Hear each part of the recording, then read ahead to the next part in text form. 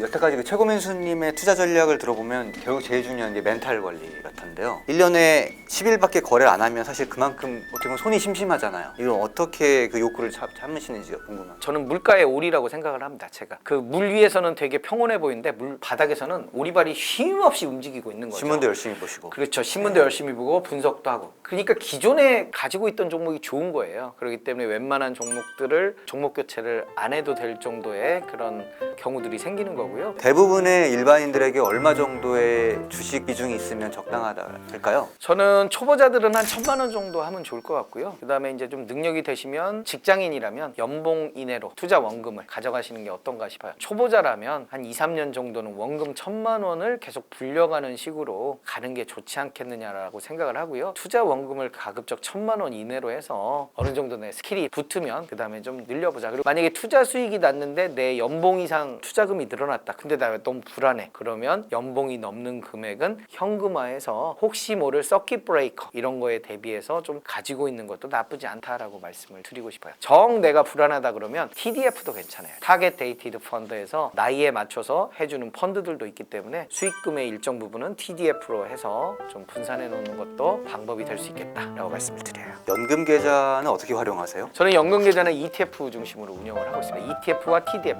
그래서 연금 계좌에서 ETF를 국내와 중국과 미국은 반도체 중심으로 하고 있고요. 중국은 그 전기차 중심으로 하고 있고 우리나라는 전기차와 고배당 중심으로 제가 넣어놓고 있죠. 안정적으로 지금 운영을 하고 있고 계속 이제 연금을 1년에 1,800만 원씩 넣을 수 있잖아요. 그리고 뭐 DC형은 회사에서 퇴직금을 넣어주고 그래서 새로 들어오는 부분들은 혹여 손실인 종목들을 계속 매수 단가를 낮춰가는 그런 투자 전략을 통해서 꾸준하게 장기 투자로 산업의 성장성과 글로벌 분산을 통해서 리스크를 좀 줄여나가는 거기에 고배당 ETF를 끼면서 배당과 안정성 이런 거를 종합해서 운영을 하고 있습니다.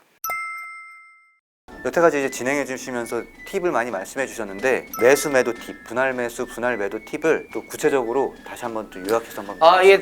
일단 저는 이제 종목이 좀 버블이 껴있다. 그러면 30% 정도 사고요. 안 사는 건 아니다. 왜냐면 버블이더라도 앞으로 갈 게 더 있다라고 하면 공격적으로 왜냐면 저점 매수를 너무 강조하다 보면 잘 못 사게 돼요. 그래서 일단은 한 30%라도 저지르고 보자. 일반적으로는 50% 정도 추가 매수를 하고 추가 매수는 한 2번 정도 더 할 수 있게. 그래서 공격적으로 246전법으로 좀 추가 매수 전략을 좀 해보는 그런 방법들도 있고요. 그 다음에 이제 매도는 분할 매도예요. 한 2번 정도 나눠서 하자.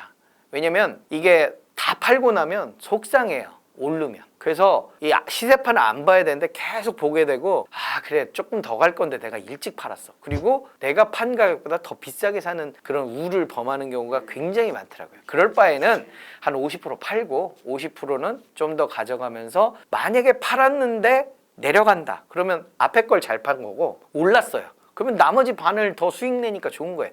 이래도 좋고 저래도 좋고. 그래서 일단은 50%는 수익 실현을 하고 나머지를 한번 보자. 한 번에 다 파는 건 내가 아주 확신이 있을 때, 그러니까 아주 급등했을 때 급등의 정점에 뭐 거래량도 빵 터지고 투자 경고 종목 지정도 되고 나올 뉴스도 나오고 내가 원했던 그런 PER이 됐을 때 매도를 하는 그런 측면이거든요. 이게 사실 가장 많이 어려워하시는 이유가 보통 내 주식 예수금의 20%에서 30% 정도만 처음에 매수하고 잘 돼서 거기서 올라서 팔았어요. 그럼 나머지 70을 놀린 거에 대해서 후회하시는 개인 투자자분들이 상당히 많더라고요. 그러다 보니까 원칙이 깨지는 건데. 그렇죠. 사실은 그게 굉장히 어려워요. 어렵죠. 저도 네, 스스로 좀 어렵고 하는데 그럼에도 불구하고 그런 자제력을 좀 가지고 이렇게 연습을 계속 하다 보면 좀 눈높이를 좀 낮추는 거죠. 왜냐면 시장 급락은 누구나 예상하지 않을 때 오거든요. 그래서 여러분들도 좀 어렵겠지만 사실 어려운 얘기예요. 그래도 현금을 가급적 10%라도 좀 들고 있어라. 사실 현금 10%는 들고 있을 만해요. 내가 한 5천만 원 투자하는데 500만 원 정도는 들고 있을 만하거든요. 근데 이게 이제 1,500, 2,000 되면 이제 좀 갈등이 생기는데 최소한 10%는 현금을 갖고 있어라.